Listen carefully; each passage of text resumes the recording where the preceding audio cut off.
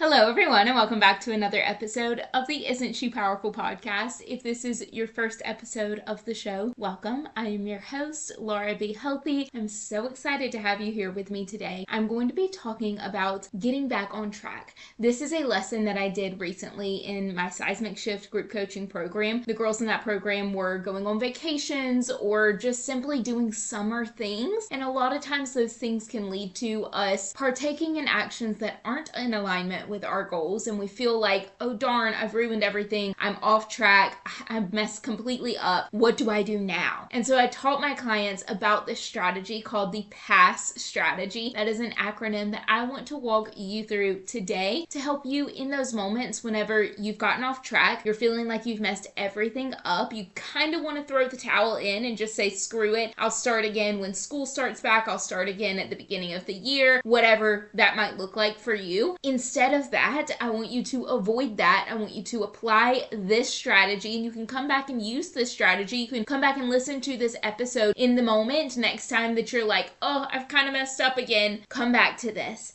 Use that as your invitation to say, what was that strategy Laura was teaching me? Go back, re-listen to it, and apply it. Because when you do, this is going to make getting back on track and staying on track, and therefore reaching all of your health goals so much easier for you. So with all of that said, let's get into the episode.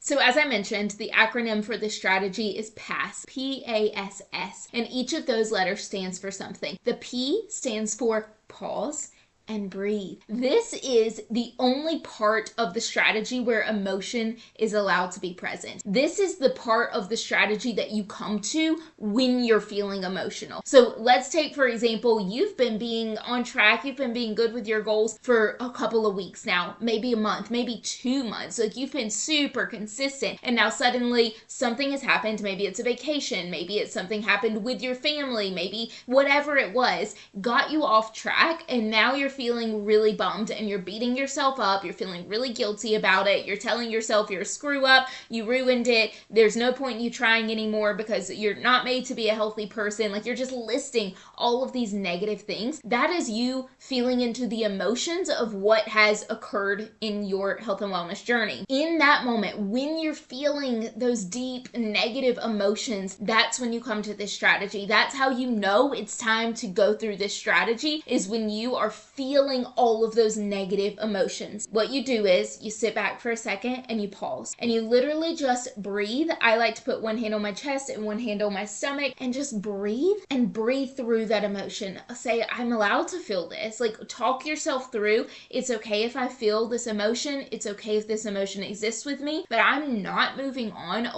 to trying to solve this, to trying to get back on track until I've moved through this emotion, because that is how you shift your mindset. That is you taking yourself from being this all or nothing personality, from having this unhealthy relationship with food, to saying, I'm allowed to feel this way. And as soon as I am done feeling these emotions, then I can move on to the next step of this strategy, okay? So everything beyond this, emotion is not allowed. We are going to be very analytical. We're going to have logical brains. We are going to come at that from the last 3 parts of this strategy. We're going to come at those from a very centered, peaceful mindset. The P is where you get rid of all of that emotion. You're working through breathing through that emotion, allowing it to say, it's okay that I messed up. It's okay that I had that hamburger when I said I wasn't going to. It's okay that I ate junk food for an entire weekend. It's okay that I had alcohol. It's okay that I ate dessert 4 times yesterday. All of those things are okay. You breathe through that, you accept that, and then you say, once I'm good, once that emotion's gone, then I move on. The next step of the strategy is the A, and this is where you assess the situation. And once again, you are to assess this situation without emotion. So this isn't where you say, yeah, well, this is exactly where I screwed up. This is where I messed everything up. Like, there's no beating yourself up anymore.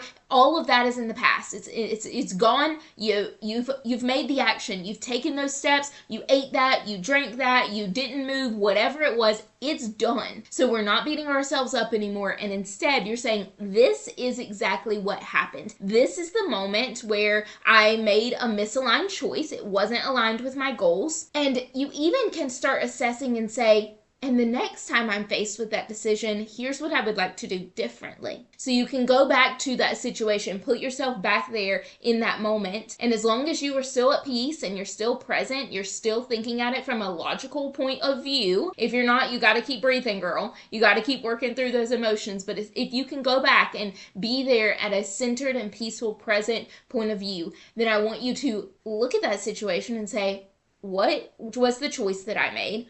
Why did I make that choice? Was there a different choice that I could have made that would have made me feel better in this present moment right now? And I even want you to ask yourself the question, why do I want to get back on track? Why do I want to make myself be that person that I was being? But that's going to help you list all of those positive emotions. It made me feel really good. I had energy. I was able to get up and down off the floor. I felt like really energetic in my body. I felt like my body was running efficiently. All those things that feel good. I want you to start listing those things out. That's going to take you from beating yourself up to taking you to feeling really good in your body again. So the first strategy is to basically remove all of the emotion by pausing and breathing. That's what the P stands for. Then we move on to the A, and this is where you analyze the situation. What happened? Why do I want to get back to a place of back on track? Why am I trying to get myself back to where I was before? And then you can move on to the first S, which is setting your mindset. This is the first S. There's a reason why this comes before the next S, which is setting your goals.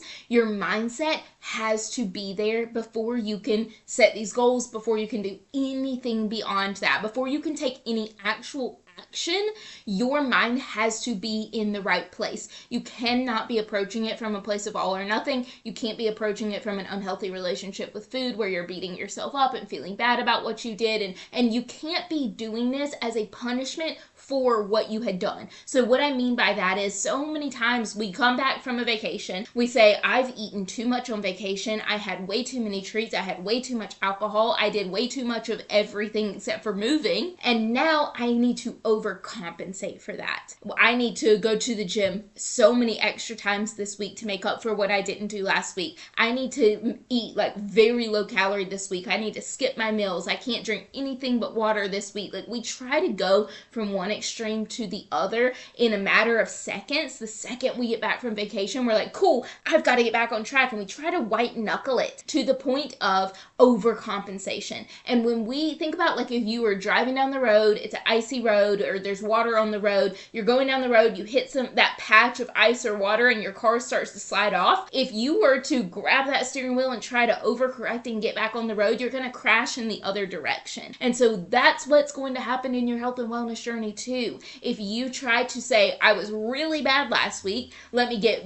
back on track by going in the complete opposite direction this week, you're going to end up crashing in the other direction. You're going to get burnt out. You're going to feel bad about your choices because you're not going to be able to stick to that. And so you're going to end up right back where you are. So we have to get our mindset in the right place. We have to say, this isn't me overcorrecting. This is not me going into an all or nothing mindset and saying I'm not allowed to have this. I'm only allowed to have that. We are not doing that to ourselves. There are no good and bad foods. I'm not going to sit here and tell myself you are allowed to have this. You aren't allowed to have that. This is good for you. This is bad for you. You're going to remind yourself, I didn't ruin anything. It was just a day. It was just a week. It was just a month. I've got many other months that I've lived. I've got many other weeks, many other days. I've had so many in the past, and I have a lot more coming up in the future, and I'm not going to let that one day, week, or month dictate my entire future going forward. It's in the past. It's done. I didn't ruin anything.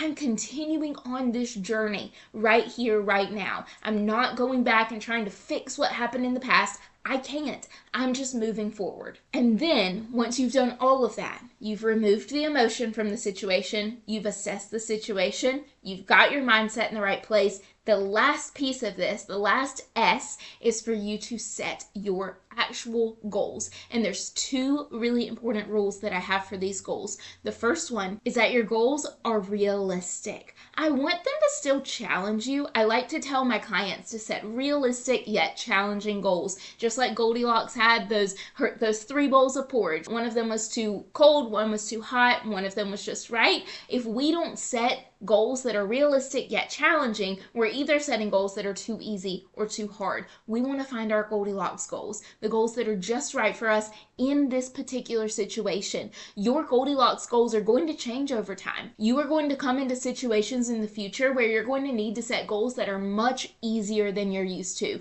You're going to be dealing with a sick child or a sick parent that you have to help. You're going to be traveling and doing something out of your normal routine. You are going to be starting a new job. Like, there's going to be so many things that happen in your future that are going to need you to set easier goals. And then there's also going to be situations where you can set more challenging goals. I used to be a teacher, and the summertime was that time of year where I was able to set challenging goals for myself because I had more time, I had more energy, I had the space in my day to be able to work out a little bit longer, to be able to really put intention into my meal plan or learn something new. I had that time and opportunity at that time, but then as soon as school started back, I had to go back to setting a little bit simpler goals because my energy was now being taken up by something else. So there's going to be these times in your life where you float back and forth. Your Goldilocks zone, it changes throughout your situations in life. You need to assess your situation and determine what could I do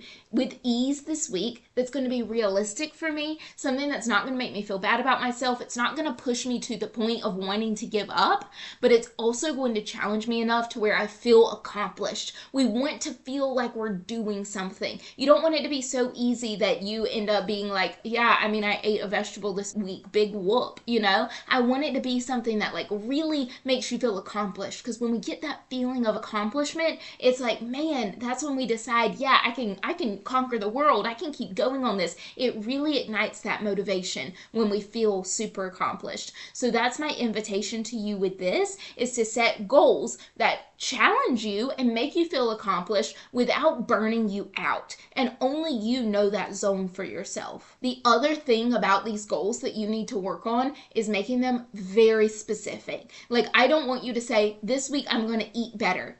What does that mean? That could mean a bazillion things. That could mean that you're going to stop eating when you're full. That could mean that you're going to eat more protein or eat more fiber, eat more color. Like, it could mean so much. So be specific. What exactly do you want to work on in this upcoming week? And reflect on it at the end of every single week. Did I do that? Did I not? If I did that, amazing. What allowed me to do that with ease? And if I didn't do that, okay, what could I do differently next week to allow me to achieve that goal, right? So set very, very, very specific goals, because that's the only way that you're going to be able to effectively determine if you are or are not doing what you said you were going to do. So the next time that you find yourself in one of those situations where you went on vacation or you went out and did something, you had a festival that you went to for the 4th of July, whatever it might look like for you, next time that you find yourself in that situation, it could even be something just like a one night thing. Like tonight, from the night that I'm recording this,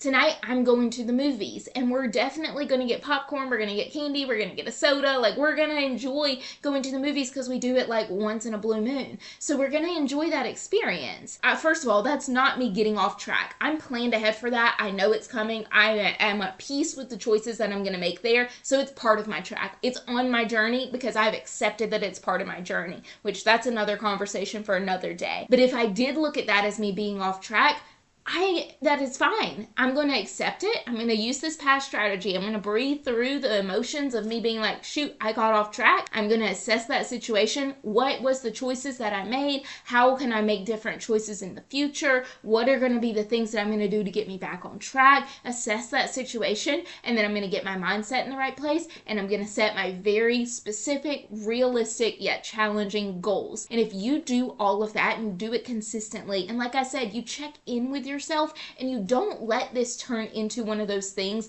that's an all or nothing mindset where you're like, well, I screwed up. Might as well just say screw it for the rest of the summer, or screw it for the month, screw it for this week, even this day. I've made choices like when I was teaching, especially when I was still really working on healing my relationship with food, I would make choices sometimes at lunch or in the afternoons when school day was over that didn't align with my health goals, and they didn't make me feel good about myself. And you know what I did? I still came home that night and I made a good choice for dinner. I made something that was in alignment with my goals for dinner, a choice that I was proud of, because I refused to let one choice turn into 2 or 4 or 8 or 10 or the rest of the month or the year. You get to make that choice. You get to decide if this is going to turn into a forever thing, like this is the way that you live your life. It's all in or all out.